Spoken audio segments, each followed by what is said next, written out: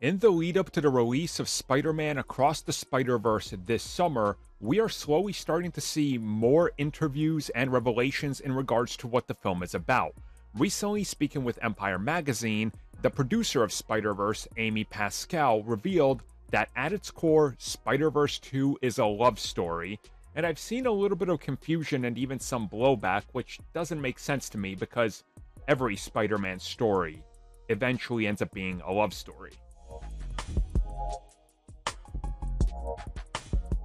So again, this comes at us directly from Amy Pascal. She's a producer of everything Star Wars, and she said that one of the big dangers of going into a sequel is that everybody wants everything to be bigger stakes. Everything's got to be bigger, more bombastics. And while that is true, you also got to go back to the core of what makes these characters great and enduring.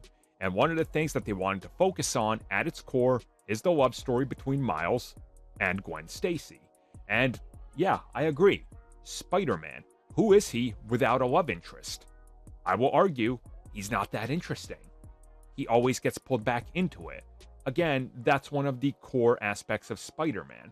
So some of the reactions I've seen to this kind of confuse me, and it doesn't make sense, honestly. Like, don't get me wrong. Yes, the film is gonna be filled with tons of multiverse shenanigans featuring all sorts of Spider-Man at its core.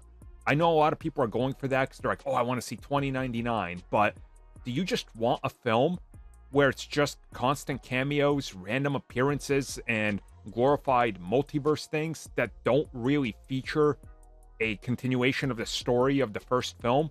Where we know the first story in the first film was largely about, hey, let's set the basics up and also show to you that Miles really is into Gwen.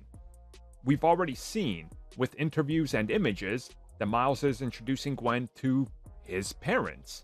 So again, they're building that up. I think this was always expected.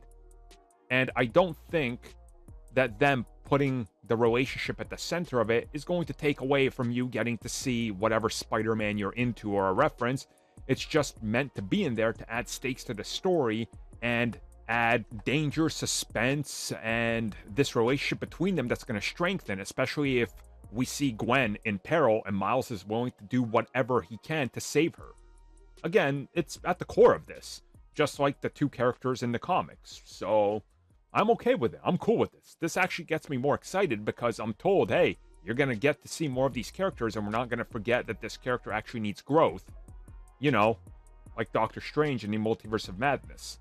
He gets very little growth because, hey, gotta focus on the multiverse, look at these cameos, and so forth.